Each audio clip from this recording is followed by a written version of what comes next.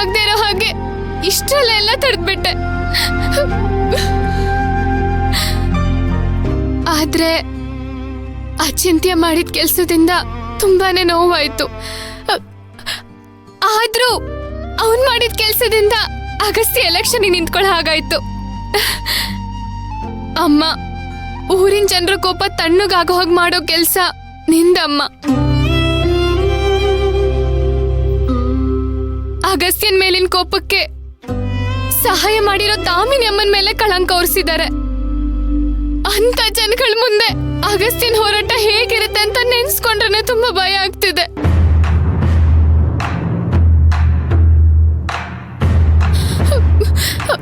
ಅಮ್ಮ, ನೀನ್ ಯಾವಾಗ್ಲೂ ಅಗಸ್ತ್ಯನ್ ಜೊತೆಲೇ ಇರ್ತೀಯಲ್ವಾ?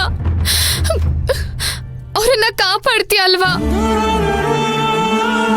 ಅವ್ರು ನಿನ್ ಮೇಲೆ ಕೋಪ ಮಾಡ್ಕೊಂಡು ಏನೇ ಅಂದ್ರು ನಿನ್ ಮಗಳಿಗೋಸ್ಕರ ಅದು ಯಾವ್ದನ್ನು ಮನ್ಸಿಗೆ ಹಚ್ಕೊಳ್ದೆ ಪ್ರತಿ ಹೆಜ್ಜೆಲ್ ಅವ್ರ ಜೊತೆಲಿ ಇರ್ತೀಯ ಅಲ್ವಾ ಅಮ್ಮ? ಇರ್ತೀಯ ಅಂತ ನನಗ್ ಮಾತು ಕೊಡು.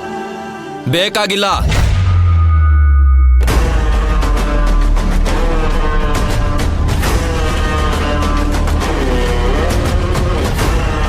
ಬೇಕಾಗಿಲ್ಲ. ಯಾರು ನನ್ನ ಜೊತೆ ಇರೋದು ಬೇಕಾಗಿಲ್ಲ.